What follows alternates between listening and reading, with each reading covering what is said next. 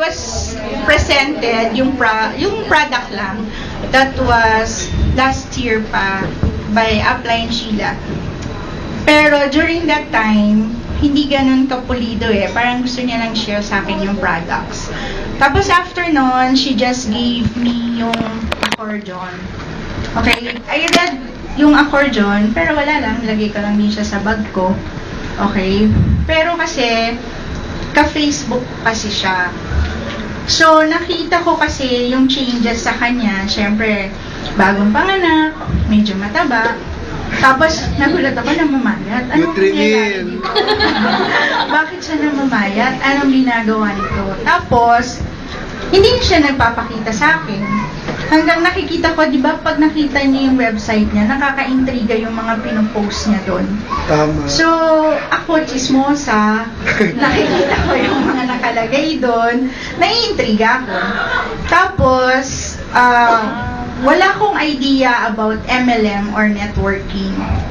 Yung asawa ko, siya talaga yung mahilig mag-join sa ganito. So, nung binata siya, nag-join siya sa Forever Living. 2 weeks before ako mag-join sa Yusanan, yung husband ko, nag-join siya sa ibang networking. Okay? Nung pinresent sa akin yung networking ng isang company, doon ako na open mind. Sabi ko, possible bang mangyari talaga yung ganong sinasabing income na ganon? So yung asawa ko, excited dun sa isang networking, nag-join siya. Hanggang sa, sabi niya sa akin, one vision, one mission tayo ha. Dapat tayong dalawa, gano'n yan. Sabi ko, sige.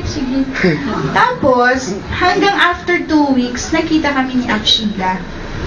Nakita ko, syempre, pumayat. Tapos, kinamusta ko siya kung saan siya nagwo-work. Sinabi niya, wala na daw siya sa GMA. Nag-Yusanan na daw siya. So, sabi ko, di ba yun yung pinesent mo sa akin last year? Ano yung business dyan? So, sabi niya, sige doktora, after ng clinic mo, pakita ko sa'yo. So, nung pinakita niya sa akin, interesado ako sa products. Kasi, mas na-detail niya sa akin compared nung last year. Nung dinetail niya sa akin, sabi ko, kailangan ko yung produkto. Kasi hypertensive ako, okay? Pregnancy acquired, at the age of 32 hanggang ngayon, 38, hypertensive ako. So, and then also last year, I was operated for thyroidectomy. So, wala na akong thyroid gland. So, sabi ko, gusto ko yung products. Kasi bakit? Pag wala kang thyroid gland, madali kang mapagod, nag-weight gain ka, tapos advice ng cardio ko, kailangan ko daw magpapayat kasi hypertensive ako. So, parang sobrang ng komplikado pag i-explain sa akin.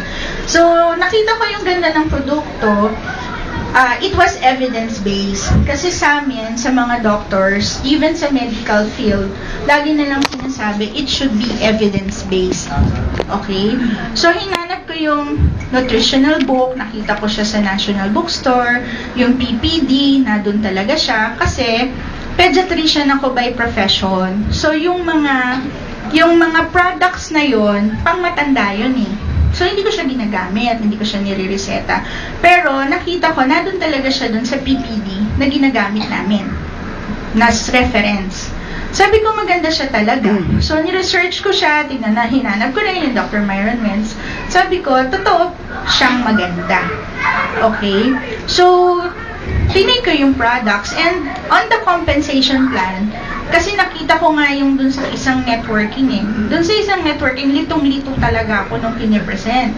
Pero ito sa atin, parang ang simple lang niya. Okay?